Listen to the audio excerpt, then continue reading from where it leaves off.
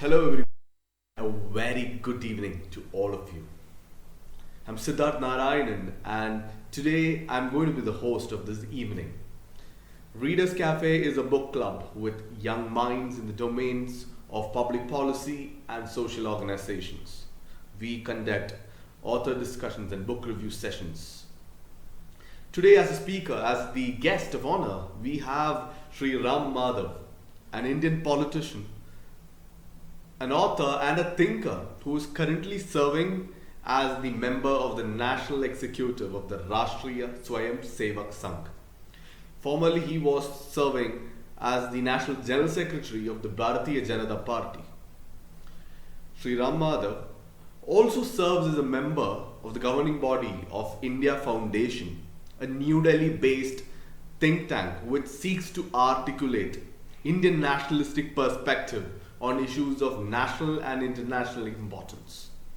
He has traveled to over 30 countries and has addressed prestigious forums like the Shangri-La Dialogue in Singapore, the World Peace Conference in Thailand, Halifax Security Forum in Canada.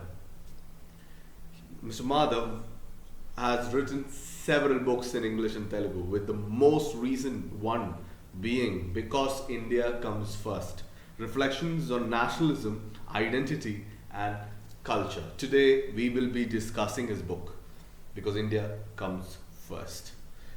Because India Comes First talks about the decisions made by the BJP led government in the past few years. It talks about India's relationships with its neighbors and confrontations with China. The book talks about an India first approach to policy making, international affairs, and also talks about the growth of India into a superpower nation. A few months back, I was in Delhi and I visited the famed Bharison's books to go on my usual book buying spree. My interest was and is always about India, her history, politics, and the policy, and that made me pick this particular book up. Back home, to my pleasant surprise, I noticed that the book had Sri Ram Madhavji's signature on it. And I was elated then. And I had a feeling that we would connect soon. And finally, we are here to discuss the book Because India Comes First. So let us begin. And I have first question that I must start with should be so that you have worked both in an established social organization as a social worker and as a politician in the largest political party in the world, the BJP. What are your thoughts on educated Indians, young educated Indians, joining politics, and what their role in active politics in the coming decade would be? Sir, over to you. A passion. If you have passion to serve, then you should opt for politics. Politics not for any incentive, not for any good life, but as a passion to serve the country, serve the people in whichever capacity. That probably should be the motivating factor for today's politicians. I can tell you, unfortunately, we are not getting too many people with that kind of a passion. There are people with idealism. There are people who think that by attending a college for 1 year, they can learn all the techniques of becoming a politician and then become MLAs and MPs and all that. But the fire that is required, the passion that is required, which you probably would find in the history of our freedom fighters. I mean, when they sacrificed their lives, some went to the gallows, some lived long years in jails. There was a commitment, there was a passion.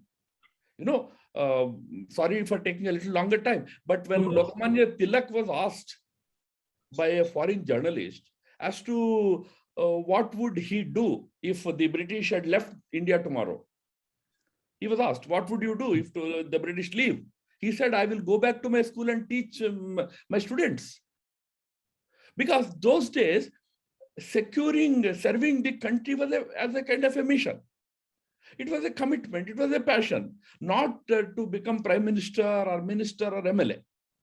I'm not saying that they are not important. We need good politicians at the helm of affairs at every level, but they should come with passion. So a passionate politician with all the required qualifications, including probably the professional qualification as a politician. Not wrong, because I myself go to those institutions to give lectures about how to become a good politician. So no harm in undergoing those programs, but that passion, that commitment to do something for the country. And that the title of my book, that India should come first over everything else. People with that passion are needed for 21st century politics in India. True, true. These days it has become a profession, as you said, and but definitely the youth, the young minds who are passionate about serving, a seva-oriented mindset, definitely might bring about a lot of changes, as you definitely said. So, with that, in the book, there is a particular quote that I found interesting, wherein you quoted B.R. Ambedkar saying, "However good a constitution may be, it is sure to turn out bad because those who are called to work it happen to be a bad lot." So even today, politics is equated to dirty work, and politicians are seen as corrupt by the general public without a lot of information, without proper information. Yes. But in your opinion, do you see that changing? Do you see that perception amongst people changing? Yes, of course, definitely. You know, there was a time when it used to be said that the politics is the last resort of a scoundrel. But over time, it became the first resort of a scoundrel also. We have seen periods when for one to succeed in politics, one has to have a lot of money. Number two, lot of muscle power. Money and muscle power dictated one's fortunes in politics. We have seen that phase also. And since you mentioned about politics as a vocation, in that phase, we have seen, hereditary politics. We used to jocularly say that in India, political leaders would talk about youth coming up in politics only when their son or daughter is ready to take over. So it is like a cliche for, promoting their family and all that. From that stage, I can tell you today, we find a good number of, independent-minded, committed, and relatively less corrupt type of, politicians coming forward. I can tell you today's parliament, if you see, it has more educated people coming from different backgrounds, like right from very humble, ordinary background to, of course, to a very strong and political background. Such people you will find in large numbers today. And incidentally, this particular Parliament of India today has the largest representation of women, which is also a good indicator of the changing nature of our politics. Little more needs to happen. For example, our parliament still do not represent the religious, demography fully. We have less number of representation from different religions. So that also we need to address so that it really becomes a fully representative parliament. But the main point that you are emphasizing on, whether the quality of our public representatives has improved. For that, I would say, yes, definitely improved. Partly because the Indian democracy has matured over decades. 7 decades ago, when we became independent and when we opted for democracy, many were, apprehensive. In fact, Clement Attlee, who was the prime minister when India became independent, prime minister of Great Britain, when India became independent, he writes a letter to Nehru, warning him that don't be in a hurry to become a democracy, because it is full of pitfalls. You will end up as a kleptocracy or a dictatorship. But we proved otherwise. In 7 decades, we are a very transparent, functional, and successful democracy. And we have matured. So today, things are definitely much better in terms of quality of our public representatives and all that. True, and we are also the largest democracy as well, right? With such a huge population, and we still ensured that happening, even though people thought otherwise. Yes, true, And successful. That is success, important. of course, totally. And if I may ask to a few specific points, how the current lawmakers in the BJP are ensuring that change happening? Oh, see, BJP is a textbook case of this transformation. For example, the very leader of the BJP, the Prime Minister himself, comes from a very humble background and someone who has risen through the ranks by working for the cause, working for the people. Over decades, he grew from the ranks. He did not come with any family, background or anything, or nor was he from a very rich family or anything like that. But so BJP has actually presented an excellent example of how good, committed and passionate people can get an opportunity to rise in politics and serve the country. And today, when I said the parliament today reflects a very refreshing kind of change, parliament is still dominated by BJP. So we are, the BJP is the biggest party in the parliament with more than 300 in the lower house and around 100 in the upper house. So that you will find in BJP also. People with good quality, good commitment. True, and having the largest women representation also happened during this phase, and of course, right. So that is also a successful aspect of the BJP. Yes. Now, speaking of the BJP, one of the biggest decisions taken, one of the boldest decisions would be, in my opinion, would be the abrogation of the Article 370. Something that we knew would happen because that was in the long-term agenda, but something that we couldn't even imagine at that point of time when it was being taken. So, sir, you were in charge of Jammu and Kashmir BJP at that time. And according to you, what were some of the differences that you see today versus the pre-Article 370 era in Jammu and Kashmir? Because you have seen the first-hand view of the situation. And what were some of the steps taken by the BJP to ensure this peaceful transition? Okay, it's a big question, but let me try to be as brief as I can. Firstly, as far as the abrogation of Article 370 was concerned, firstly, we have always maintained that we were opposed to that article because we saw in that article a major stumbling block between the complete psychological integration of people of Jammu and Kashmir with the national mainstream. It was not just about constitutional integration alone, political integration alone. There was a psychological barrier that the 370 article was creating between the people of Kashmir and rest of the country.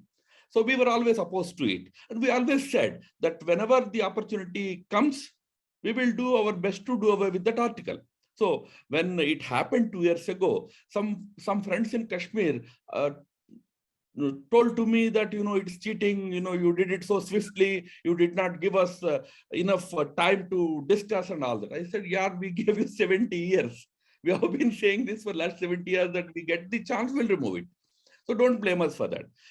But the point here to be remembered, Siddharth, is that this particular article, when it was inserted in the Constitution, it was inserted under a category called temporary provisions, meaning everybody knew that it was a temporary provision.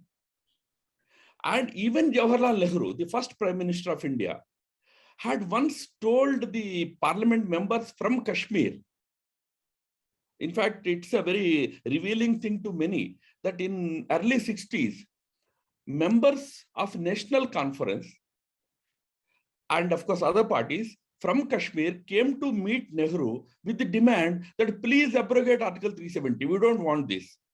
Because of this article, rest of the country is thinking that we are anti-India and we are less patriots. We don't want this article. Nehru said, yes, this article is actually of no use. It should go. But his reply was in Hindi, he said, "Ghiste, ghiste, ghis jayega." Meaning, this article, this provision will erode and corrode by itself. Let's not do anything now. Automatically, wo erode corrode ho jayega, which did happen also. I mean, it was not just his escape. What he said did happen. It eroded, corroded, it became weak, it became hollow.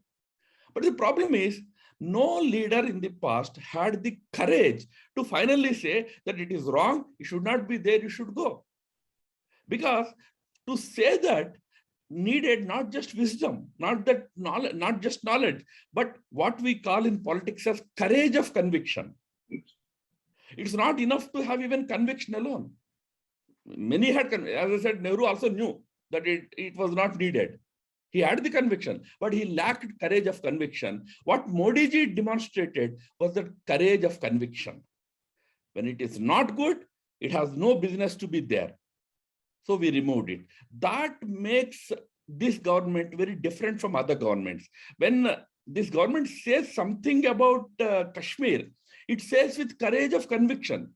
It's not just for the sake of some politics. It's not just to win votes either in Kashmir or using Kashmir in the rest of the country. That was not the objective. When this government says something, it says with conviction. So today, when the government is talking about integrating Kashmir, please don't mistake that it's about integrating only the territory. The land. Not just the land. It's about integrating the minds and hearts of the people. When we say Kashmir Hamara hai, its meaning is every Kashmiri is also Hamara hai. So the government is working in that direction to win hearts and minds of the people, because that is where we have suffered in all these decades.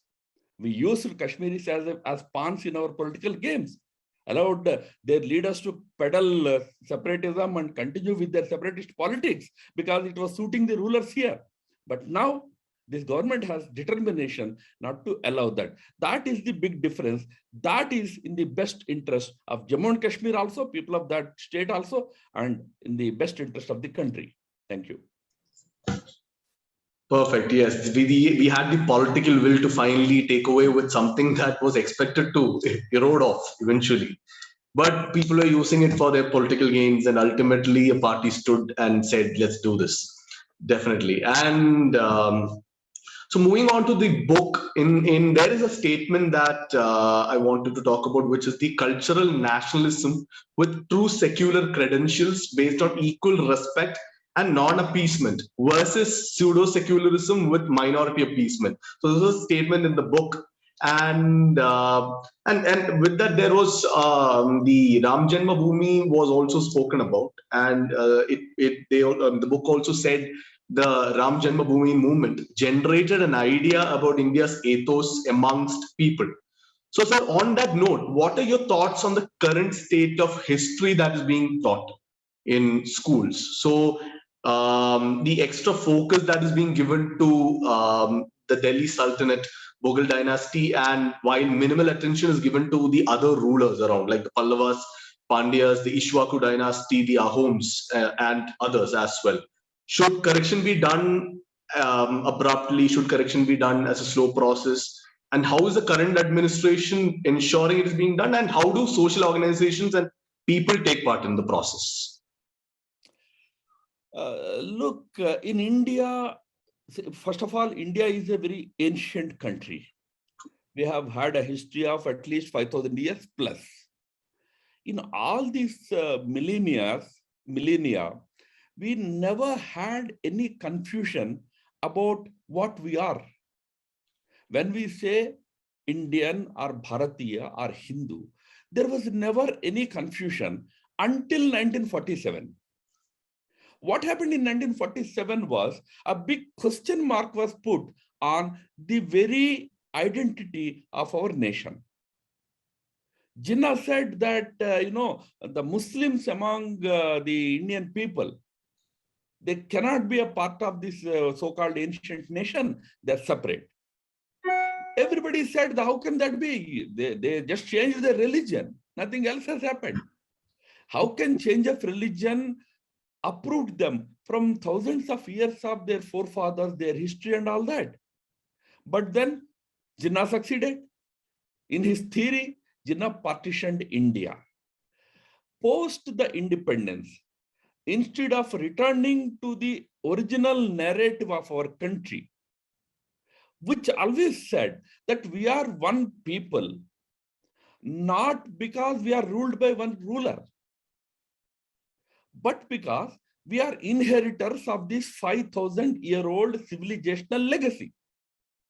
For example, even in 1947, when India became independent, India was being ruled by the British on one hand and 560 other small principalities, kingdoms, and all that on the other hand. We were never politically one at that time. So, but as a nation, we have always been one. That oneness was cultural, civilizational. That point, instead of harping on that point, what we did was try to bring in the Western notion of, so-called nationhood based on a polity and all that, a political system, a constitution and all that. All that is important. Constitution is a very important document to be respected by every Indian.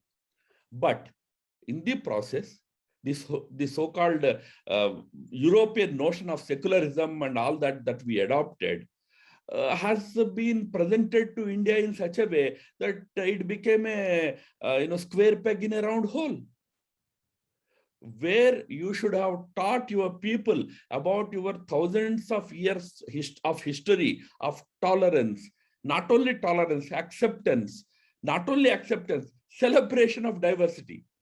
India is the only country where diversity is celebrated. You celebrate Holi also, sitting in Kerala. And somebody in Kashmir will celebrate Onam, sitting in Kashmir. So we celebrate every festival. We celebrate all the diversity of our systems. We enjoy food of different parts of the country. That diversity celebration is very Indian trait. That is Indian secularism. Rather than teaching that, we started teaching things like, secularism means you should not talk about your religion. You should not call yourself a Hindu. You should only call yourself a secular Indian and all that. Now, that kind of thing may probably create a different kind of individuals. But for a country like India, uprooting people from their actual value system, its civilizational value system, will lead to another partition like what happened in 1947. So we have to tell our people that no, irrespective of which religion you belong to, irrespective of which caste or practice God you worship, we are all one. Unfortunately, even to this day, there are some elements which still continue to focus on presenting a very distorted version of our civilization and history. Since you mentioned about Ram Janmabhoomi, it was a long struggle. A simple fact that Lord Ram he epitomized great value system that India stood for. He was revered, worshipped by people like Ras Khan, people like Kabir. Many regarded him as the Maryada Purushottam, epitome of great values. Suddenly became an icon of only Hindus, and all others were supposed to be anti-Ram. They can be anti-BJP, I don't mind. But how can they become anti-Ram? So what we said was, our politics apart, people like Rama, Krishna, all these people, Shivaji, Rana Pratap, Bhagat Singh, Patel, Gandhi, Subhash, Nehru, these are all, they all should become symbols of national unity, which they are. So that history, which teaches you this great value system, and through that value system creates a unity in the country, is what we are trying to emphasize through teaching of history and all that. But it doesn't happen across the country because education, teaching of history is in the hands of state governments. For example, you take the case of Kerala government. They are now celebrating 100 years of Mopla rebellion. Now they are presenting Moplas as freedom fighters. Whereas right from Ambedkar to Gandhi to contemporary media to foreign accounts to British accounts, everybody had written in 20s that they were a marauding, rebellious, violent people. They had committed, horrendous atrocities against the Hindus and others, even Muslims in those areas. But for the sake of secularism, now you present them as freedom fighters. Now some people in Kerala, I was there, they asked me, no, what is the difference between the Mopla leaders and Bhagat Singh? Both fought violently. Bhagat Singh also fought violently. There's no comparison. It is like comparing Gandhi with Jinnah. But this is how history is misinterpreted, mispresented to our people even to this day. But it happens only for political reasons. So that kind of politics need to end in India. That's our effort. This kind of politics largely has ended. Today, there is no takers for that kind of politics in large parts of the country, but that politics still continues in states like Kerala. It has to change. True, sir. Yes, I was about to ask the the Mopla right question as the next one. Now you have answered and given a viewpoint on that as well. So now we have spoken about what is happening within India. So now when we travel outside India, sir, you said that you had. You had written a lot about the Dalai Lama, and you had apparently met His Holiness as well. And can you share some of your personal experiences, some of your learnings? Because you talk about it. I mean, you even mentioned the statement where he's considered as an elder in everybody's family. So it shows that you are deeply connected to His Holiness. So a personal experience that made an impact in you. Of course, one of my most cherished memories was my visit to Tibet in 2009. And of course, I was among probably very few Indians, a handful of Indians probably, who had the opportunity to visit the house in which His Holiness Dalai Lama was born. This house is in the foothills of the Tibet Plateau. The Chinese government does not allow Indians or any foreigners to go there. It only sometimes allows the local Tibetans to go, but otherwise foreigners, you don't even get any mention about that village in any of the Chinese history books or anywhere. It is a no-go type of area. But I had an opportunity to visit that place also, which even Dalai Lama could not visit since 1950s. After he left Tibet, he could not go back to his house. So I visited it in 2009, which I shared with Holiness also. Yes, we have always supported the cause of the Tibetans. Tibet was illegally encroached upon by the Chinese Red Army in what they call as long aggression over 10 years of time from 1951 to 1960. And it is still under the illegal occupation of the Chinese government. We have always supported the cause of the Tibetans for whatever form of liberty or independence they wanted. It's not our intention to impose anything on the Tibetans, but whatever the Tibetans want, in whichever form they want their political and cultural autonomy to be restored, we will continue to support them. They live in large numbers in India. About 100,000 Tibetans live in India. Most of them live at Dharmashala in Himachal Pradesh, but they live in some other places like Uttarakhand, West Bengal, Chhattisgarh, Karnataka. There were camps which were established in 1960s for them to go and settle down. There are a good number of Tibetans there. I'm personally in touch with most of them. I regularly meet with their leaders in the sense that both the administrative leadership as well as the religious leadership. Of course, Holiness also, I have got good contact with him. Holiness is personification of the ultimate noble virtues of Bhagavan Buddha himself. His manifestation of humbleness, humility, manifestation of peace and unity. you won't even hear a harsh word from in his discourses. He speaks the language of gentleness, language of peace. Uh, he's a shipper of universal peace.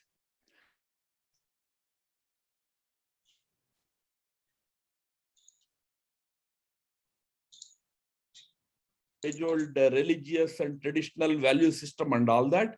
I can tell you once he told me that, I hope I'm audible. Yes, yes. Once he told me that he had a meeting with Morarji Desai when Morarji Desai was Prime Minister of India in 1977-80. So Morarji Desai went to Dharmshala and they met there. Morarji Desai told him that Dalai Lama ji, you and we, meaning the Tibetans and Indians, are the two branches of the same tree, meaning the tree of Sanatana religion, ancient Indian civilizational system, in the religious knowledge system. And Dalai Lama immediately corrected Morarji Bhai, saying that Morarji Bhai, you are wrong. You are the tree and we are the branch. India is the tree. The Indic civilization, Indic culture is the tree. We are all the branches. Technically, one can argue theologically on this. But the fact remains, the humility of that personality comes out in this. He used to jokingly tell us that, you know, I am also Indian by blood. Why? Because I've been eating dal and chawal of India for last 50 years. So my blood is a product of dal and chawal of India. So my blood is Indian. So like that, he is such a noble and gentle person, and also a great lover of Sanatana Dharma and Indic civilizations and all that. Yes, we are fortunate to have him on our soil, but we do sincerely hope that he would, in his lifetime, be able to achieve the mission which forced him to leave his motherland, Tibet, and settle down as, although it is painful to call it, as a refugee in India. For the sake of your friends in the group, I tell you, many Tibetans, out of this 100,000, many of them were born in India. When they came in some thousands, but then over last 6 decades, the numbers have grown. But even those second generation Tibetans, they don't take Indian citizenship. We offer them. India offers them citizenship. But they say, no, we are happy to be refugees here because we do want to one day go back to our motherland. So we don't want to accept the citizenship of any other country. Not that we disrespect India. We have huge respect for India, but we want one day to go back to Tibet. So that is what we wish for His Holiness Dalai Lama and all his people. True. Geographically, they may be from a different place, but civilizationally, we are all connected by the same heritage as well, right? So that way. And a point that I want to ask is, when we talk about Dalai Lama, Tibet, etc., definitely China comes into picture. And even in the book as well, there is a constant mention of China. So, sir, what are your thoughts on China's influence, especially through social media, using social media manipulation tactics in India? What are your opinions on the current happenings in that regard? China, when I say China, one must only understand that the present Chinese leadership of the Communist Party of China, it has become a big challenge to the entire democratic world, which believes in world peace, rule of law, and democracy. It has become a challenge to all of us.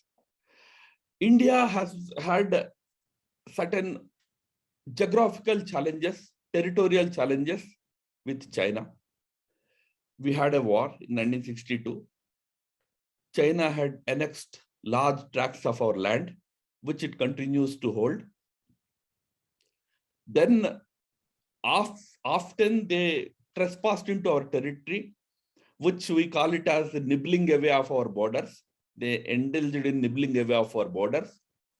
We tried to resist them. In the past, we used to hold negotiations to ensure that they don't violate, or if they violated our borders, in order to push them back, we used to engage in intensive deliberations through diplomatic channels. Under Prime Minister Modi, we have changed the tactic a little bit. Today, we not only proactively engage in deliberations, diplomatic endeavors to resist their border violations, but we stand firm on the ground to physically stop them also. This is a new and very refreshing change that has been affected to our defense strategy under Prime Minister Modi. So we engage proactively, diplomatically, but we stand very firm on the ground also. In the process, sometimes incidents like the one at Galwan Valley last year, where we lost a good number of soldiers, also sometimes happen, which is very unfortunate, but it also demonstrates India's commitment to stand firm on the ground to secure every inch of its territory. It's a lesson to China also. So we know how to handle that challenge of China, but the bigger challenge remains. The bigger challenge is today to the entire, value system that we have stood for in all these decades. Countries like India, countries like Japan, countries like, USA, Europe, Australia, we all stood for democratic systems. We all stood for world peace. We all stood for rule of law. We all stood for human rights, individual rights. Today, the system that China is promoting in the world is just opposite to all these things. They're promoting authoritarianisms, autocracies. They just don't have any respect for rule of law. They don't respect human rights. So this kind of regime that China is promoting is posing a serious threat to the entire world. So today the challenge is much bigger from China, and China is throwing this challenge at the rest of the world from a position of strength today. Earlier, it was not so strong, but in the last 20 years, China has grown into a strong economic power. Not only an economic power, it is a very strong technological superpower today. So I call China a techno-authoritarian regime. In order to tackle that challenge, the world needs to come together. China has got its own, company, I call it. China company, C company is there. Now, the D company, not the Dawood company. The C company has to be also there to tackle the challenge that China is posing to the world. True, sir. Yes. So just one more question in the foreign aspect.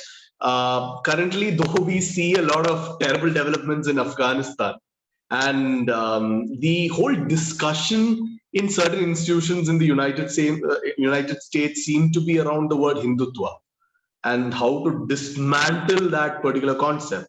So I see many are unclear about what Hindutva is and how it differs from Hinduism. Sir, it would be great if you could give an idea about what are the differences and why is this happening even.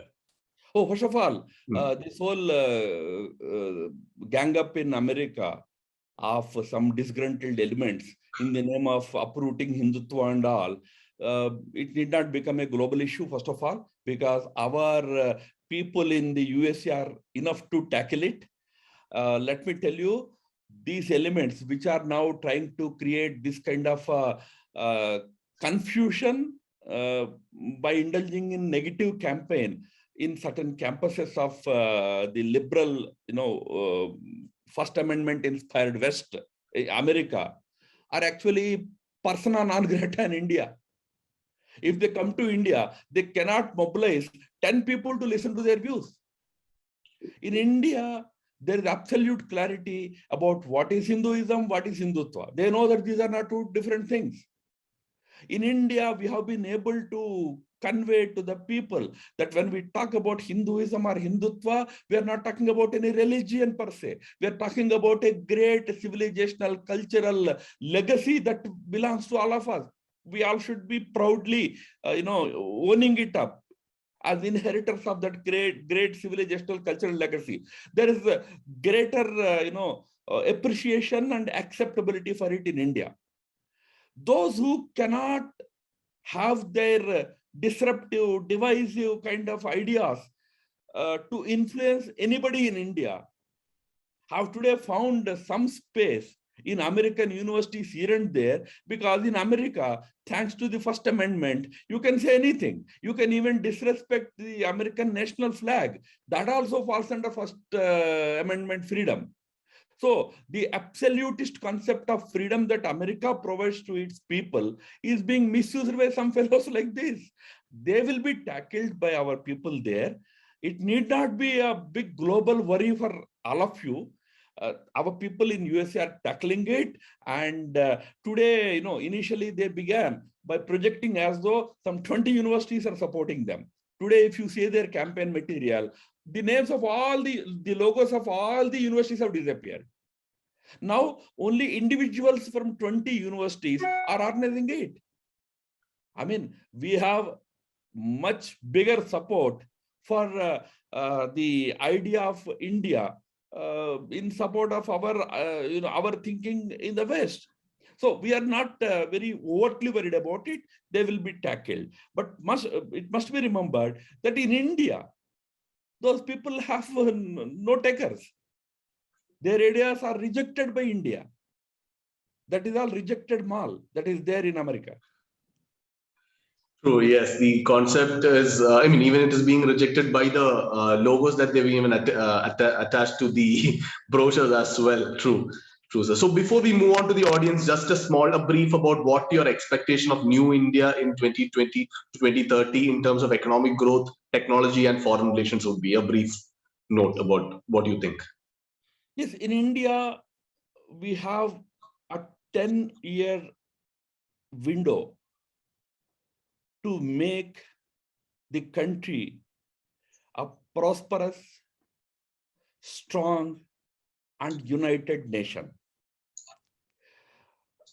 India, when it became independent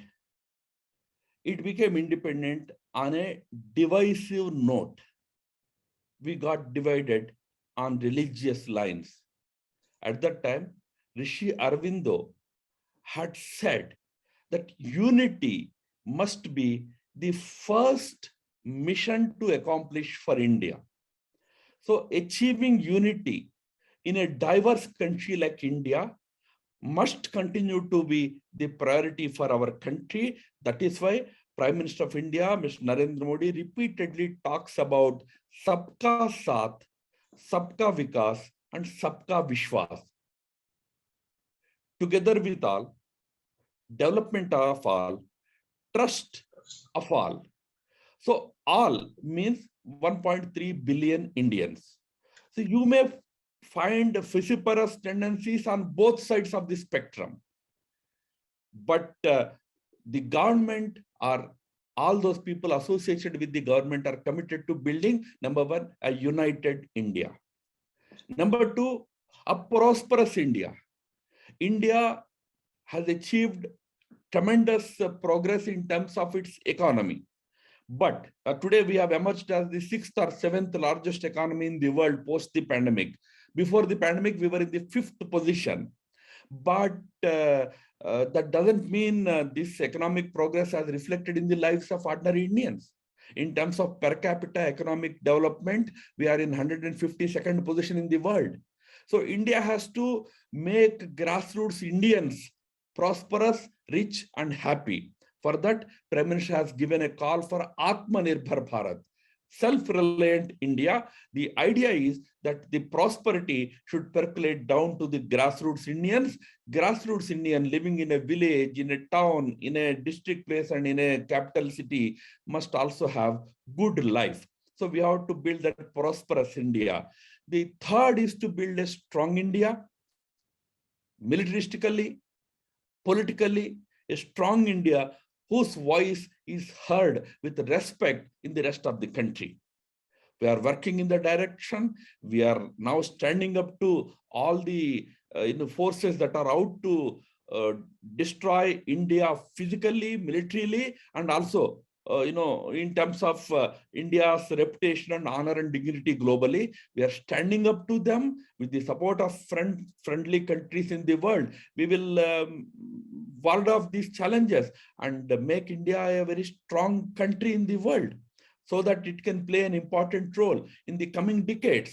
For all this to happen, we have a window of 10 years, because the world is moving very fast post the pandemic. Powers like China are gaining a lot of foothold in large parts of the world. So India has a 10-year window to rise as a strong, united, and prosperous nation, so that we can provide good direction to the entire humanity, entire mankind. That is the mission with which the government of the day is working. Okay, thank you, sir. So before, now let's, can we move on to the audience questions? So just to check, do we have Mr. Romil Joshi here?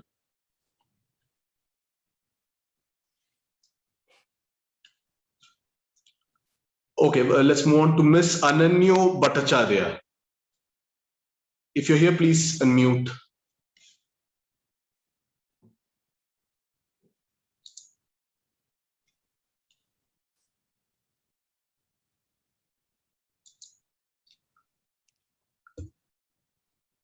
Okay, so let's move on to Mr. Sesha Sai Teja. So he had posted a question on the Google Doc, and now please, Sai, please go ahead.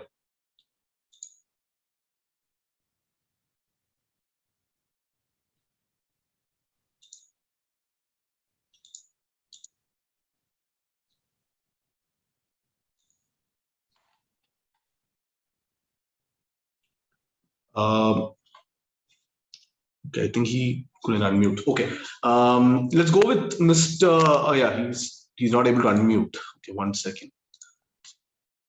In the meantime, Mr. Sri Kumar Nair. Hello, can you hear? Can you hear me? You can. Please go on. Yeah. Hello, Ramada sir. My name is Sri Kumar Nair. I am joining from Cochin. I have a question. Actually, it is a little off topic. There is something now going on, like a global Hindutva dismantling conference, which is sponsored by certain universities in US, and they are giving wide publicity for this. So I was writing in Twitter and all that, tagging many senior RSS and BJP leaders also, to resist this, taking up with the US government in proper forum and all that. So I don't know whether have you noticed this, and I would like to know what is the reaction from your side. Okay, I have already answered that question earlier, but once again, let me repeat that the current status is that the dismantling Hindutva campaign itself is being dismantled by our people in America now. So there is nothing for all of us to worry too much about it. The Hindus of America and other countries are seized of the matter. They're talking to the concerned universities, and almost majority of the universities have come out and said that they are not associated with the campaign in any institutional capacity. Maybe some individuals have supported that campaign, but those universities have dissociated from it. That's why probably you also must have noticed that the original brochure, which contained the logos of 20 universities, if you look at present brochure, you won't find any single logo. So the logos have gone. Very soon, rest of it also will go. So there is no need to worry too much. Many important people are seized of the matter. And I don't think that should really worry us. Again, I said, and one more thing, that those who are actually championing this cause, no doubt are all Indian boys and girls, and also certain academics who have who are of Indian origin. But the thinking that they represent has no takers in India today. they don't represent any Indian thinking. They Yeah. are just discarded lot from India.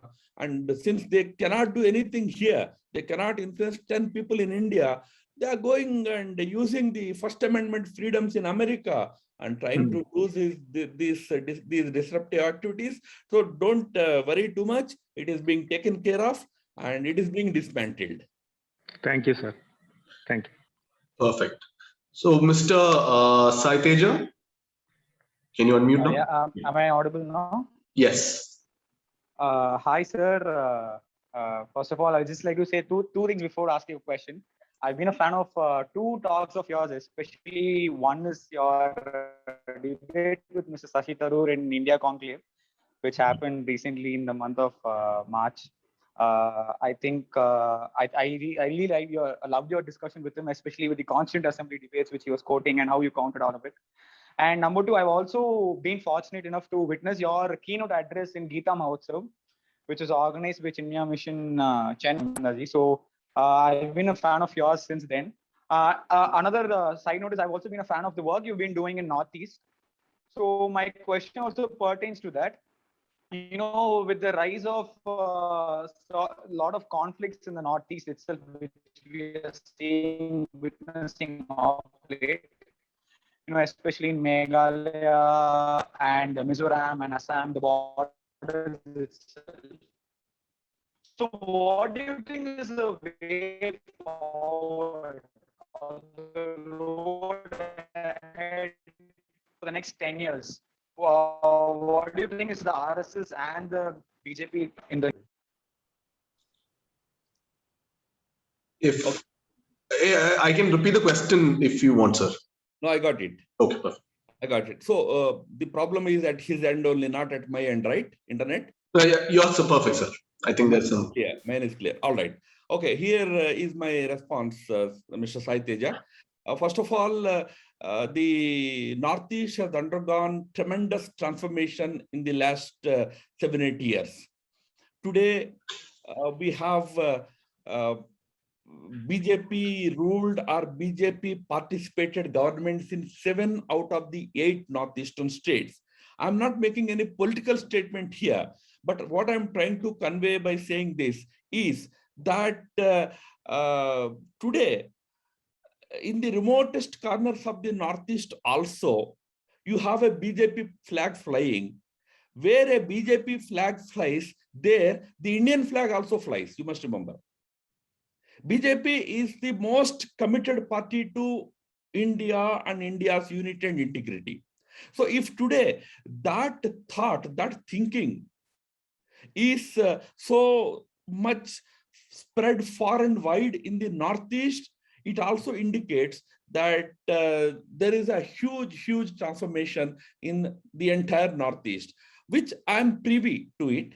I've seen it. Today, if you go to Myanmar border, you will find a national tricolor together with a BJP flag flying in Nagaland. If you go to Bangladesh border in Tripura or Assam, you will again find a tricolor together with the BJP flag flying. If you go to Tibet border in Arunachal Pradesh or Bhutan border in in Assam, you will again find the same scenario. So the region is now much more greatly integrated with the rest of the country.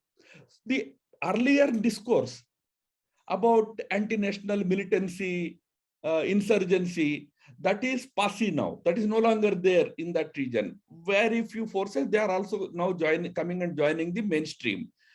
What you find as conflicts these days are small border disputes between states. In fact, not even border. I don't use the word border. I call them as boundary disputes. So there is greater appreciation that we are all integral part of India. Since we are all integral part of India, my village should come to my state. That is the kind of fight that you are witnessing. Okay, no fight is good. So even states should not fight over those boundaries. But there is a small issue because when those boundaries were earmarked in 60s and 70s by the then government, they did not take enough care to earmark them properly. So there is a confusion created by our own government, which is leading to some kind of small problems. Otherwise, today the scenario of the Northeast is totally different from what probably you would have understood it to be some 10 years ago or 15 years ago. No insurgency, no anti-nationalism. On the contrary, you have India, the flag of India, together with flag of BJP in every corner of the Northeast. Thank you. Perfect. I hope that answers the question. So, Yes, sir. Thank you. Mr. Biju Kaimal, do we? Namaste, sir. Yes, please go ahead. You're on mute. Yeah.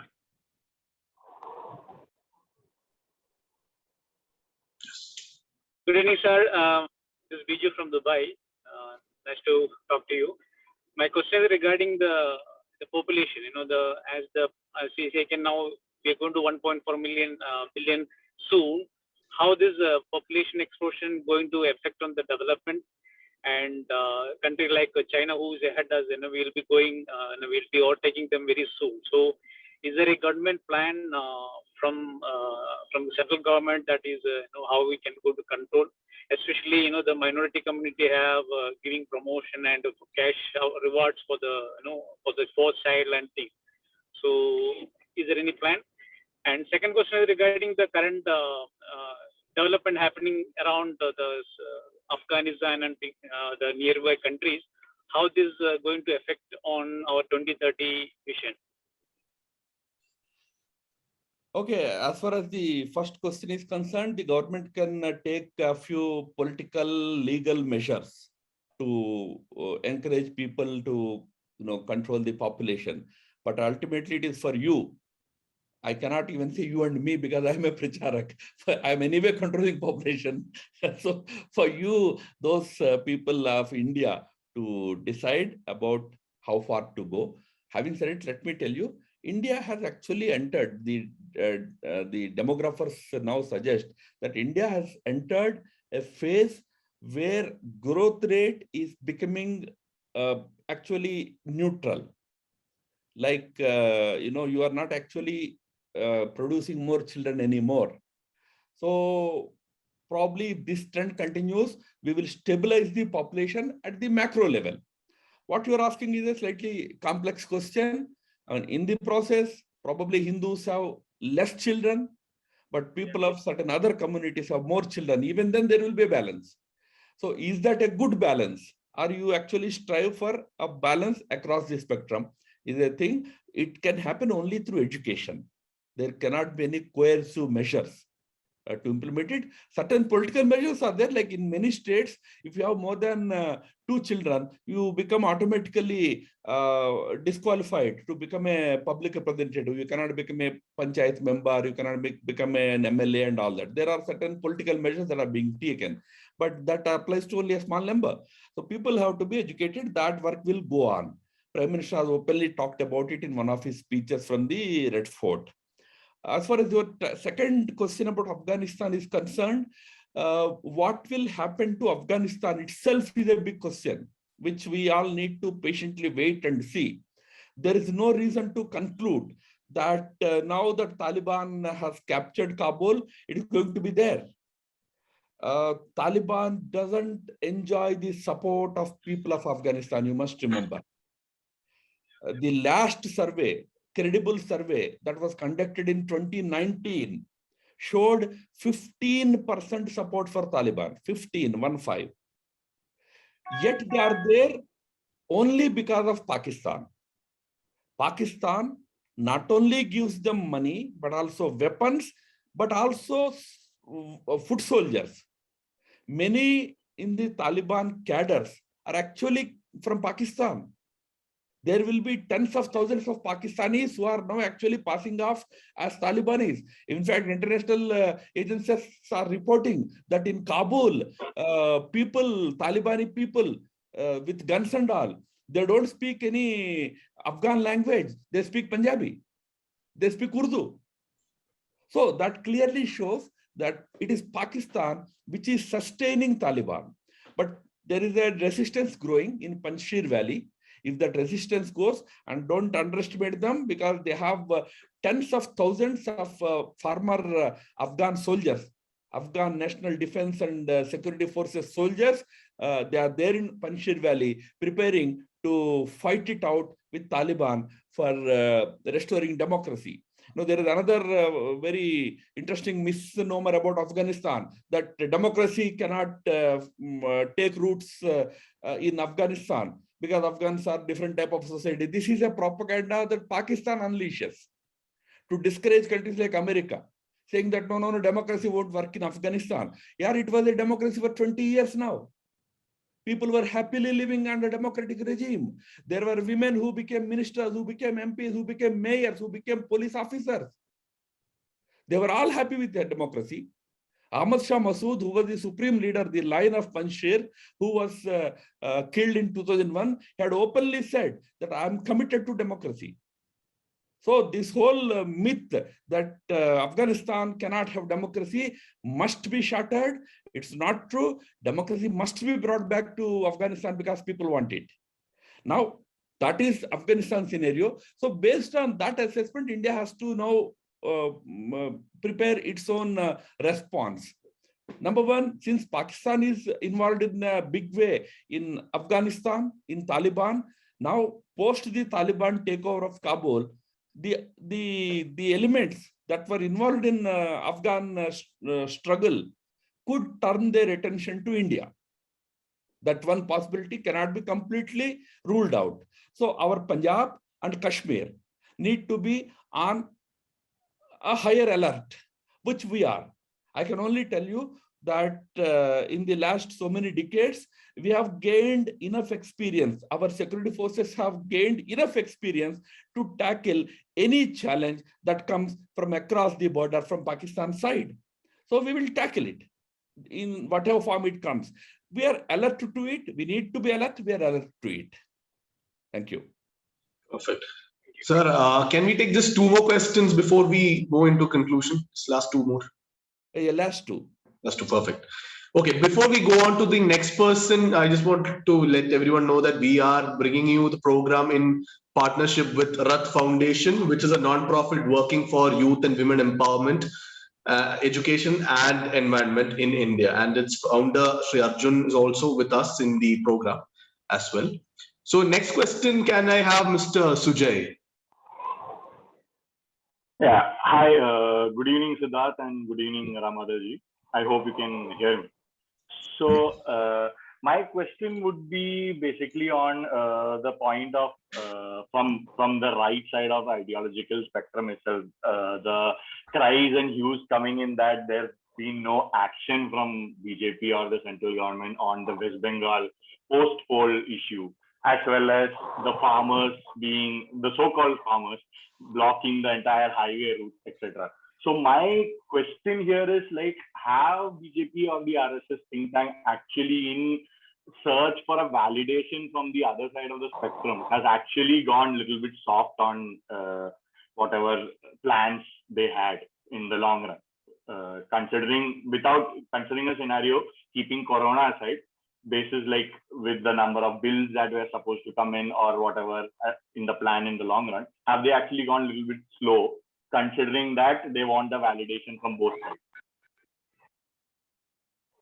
I'm sorry, I didn't get you properly, but as far as Bengal is concerned, we have taken enough measures to render justice to the victims of post-poll violence there. In any democratic system, violence cannot be responded with violence. It has to be responded in a civilian in a way, like approaching the judiciary or finding redressal through political institutions. Since in Bengal the political institutions are very partial, very they are not. They are very biased. We knocked at the door of the judiciary, and through judiciary we are getting a lot of support for the victims. Central government has also used its institutions like Human Rights Commission and other agencies to deliver justice to the victims. Finally, the Calcutta High Court has asked the CBI to take over all the cases and punish the guilty who were responsible for that violence. So on Bengal, my response is that the government and the party is aggressively going after the perpetrators of the violence there. The farmers' agitation issue, as far as it is concerned, we have offered them a way out through talks. But the groups that are engaged in this agitation have also certain political, overtones. So because of that, they are not willing to have any negotiated settlement. Their only condition is that you must roll back the farm bills, then only they will relent. No government can agree to that kind of a blackmail, that kind of challenge. So we are now ready to wait and see. I mean, we will find, they also should feel equally responsible to find a solution. We strongly believe that the farm bills that have been brought forward are in the interest of the ordinary farmers of India. You must remember that India, 60% of its population depends directly or indirectly on farming, but you don't find opposition to farm bills anywhere else in the country, except in Western Uttar Pradesh, some pockets, and Punjab, some pockets. Those who are opposing it from Punjab side came and sat down on one side of the Delhi city, and those who in Meerut and Western Uttar Pradesh sat down in another side of Delhi. Rest of it, in the rest of the country, millions and millions of farmers have welcomed the farm bills and happily enjoying the fruits of it. So these people also get out of, they will get out of their political this thing and probably appreciate that the bills are in the interest of the farmers. You must remember that not doing anything also is a part of the strategy sometimes. So don't get disheartened that we are not doing enough, because not doing enough is also sometimes a strategy. Thank you. Thank you, sir. Thanks for the answer. Thank you. Thank you, Sujay. And Miss Ananyo, I think she couldn't unmute earlier. Can you unmute now? Perfect. Sure. Yeah. So, good evening, sir. This is not Miss Ananya. This is Mr. Ananya. Mr. Okay. Yeah. Sorry. So, a couple of questions from my side, sir. Not a problem. Yeah. So, these are kind of unpopular opinions, but I would just like to know Sir's thoughts on these 2 pointers. First of all, we have often seen that the minority community tends to vote en masse against BJP. So what strategy do we have in place to kind of build bridges towards the minority community? That's the first point. And the second point would be this. There have been a lot of reform movements that have taken place in Hinduism.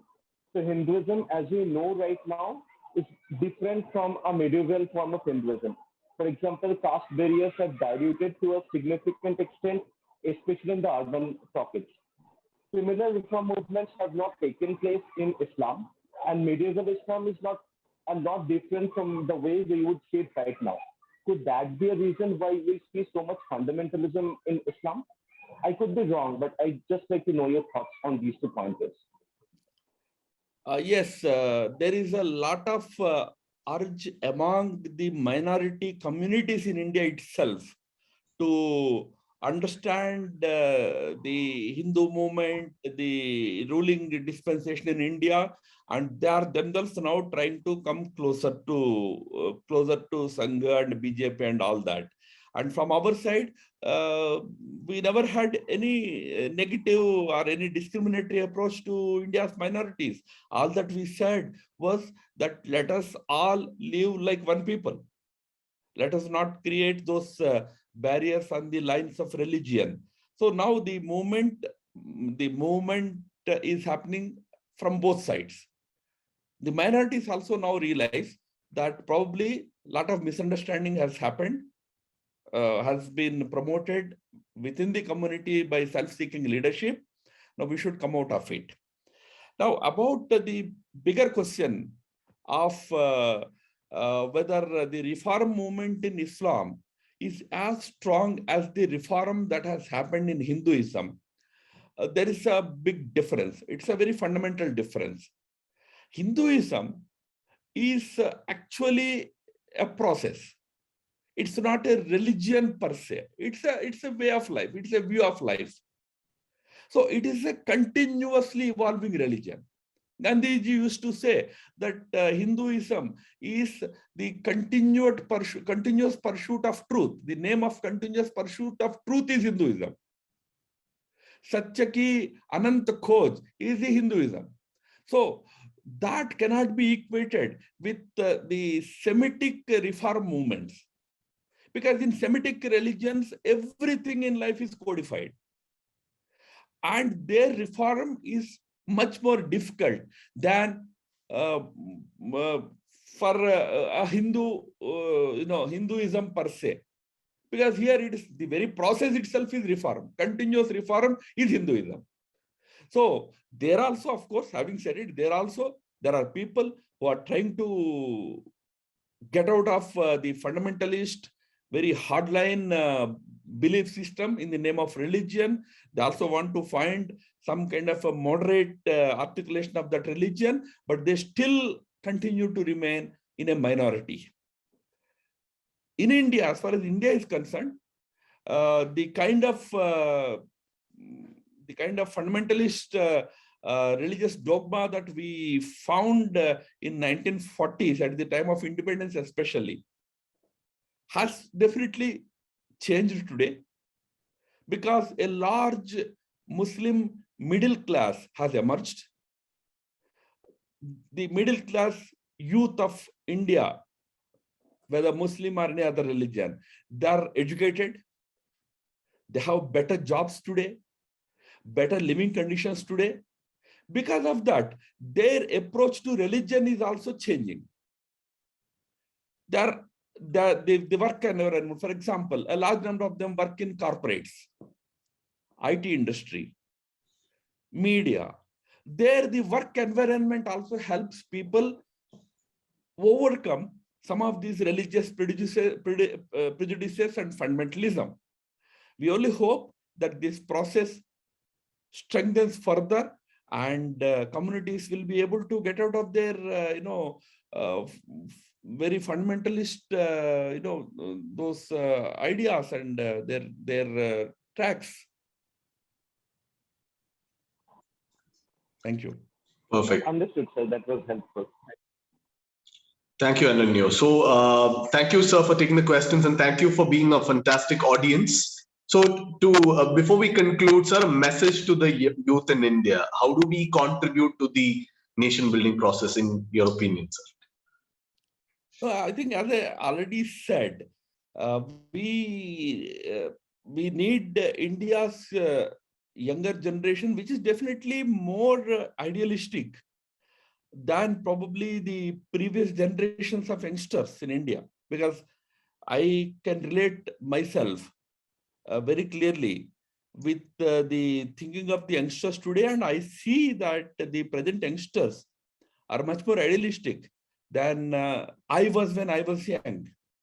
So this idealism needs to be channelized properly. That is where the challenge lies in India. The challenge for the Indian leadership is to channelize this, idealistic youth force of India for a better India, for building a better India. That's where the challenge lies. But to the youth of India, I can only say that the three bigger macro objectives that I placed before you, at least in two of them, or if not in all the three, the youth of India can be great contributors. Number one, creating a lasting unity in India, not allowing any kind of discrimination, quarrels, disunity to prevail in the country, whether it is on Hindu-Muslim, on religious lines or any other lines. We need people committed to unity. while doing that, respecting the sentiments of different communities. Number two, building a prosperous India. Not everyone can become a minister, not everyone can become a politician. Those who have passion may become politicians, but many others can help in building an economically prosperous India. When you do some economic activity, think in terms of empowering a few other Indians economically. That is how grassroots economic prosperity is created. So through startups, through other investments, through other initiatives, we should be able to build grassroots prosperity of India. In that, the youth of this country can help in a big way, which some of them are already doing, but you can do in a much more prominent way. The third is, of course, building a strong India. When I say strong India, not just militarily strong, that part government will take care. But when it comes to upholding India's dignity, honor, India's name, India's place in the world, every Indian, if you are sitting in Dubai, are you concerned about India's name and fame to be respected there? That should be the paramount obligation of every Indian, wherever he is sitting. So strong India can be built by the strong willpower of Indian youth, whether sitting in India or sitting anywhere in the world. So in that, we probably want the support of our NRI friends also in a big way. Since there was a lot of discussion about dismantling Hindutva campaign in the USA, today that campaign itself is being dismantled, not by Modi government's efforts or not by the RSS or BJP efforts in India, but by the efforts of Indians living in USA itself. They came together, they approached the universities, they told them that it is an insult to Hinduism, it's a very mischievous propaganda. They took up the cudgels against these mischievous elements. That's how people of the country can also help build a strong brand India for the future. So we all have to do work in all these three areas. A lot of hard work is needed in the next 10 years. Thank you, Siddharth, for this wonderful interaction. Thank you so much, sir. Just one more person is here who falls into this category. He is in US right now. Deepanshu, he is my teammate in organizing Readers Club meetings. He is currently pursuing his Master of Public Policy in Harvard Kennedy School. So he's here as well. I'm not sure if his video is on. Deepanshu, are you here? Yeah. Yeah, I am here. Namaste, sir. Namaste. So perfect. Now, now we come to the close of this session, and thank you so much, sir. I know you have a large want of time, and thank you for giving the extra time to answer our friends' questions. And thank you so much, sir. And thank you to every single person who joined in. Fantastic questions, and we will be back with the next session. Thank you so much, sir. Thank you. Namaskar. And thank you, Deeksha, as well. Special thanks to Deeksha, who coordinated and helped out.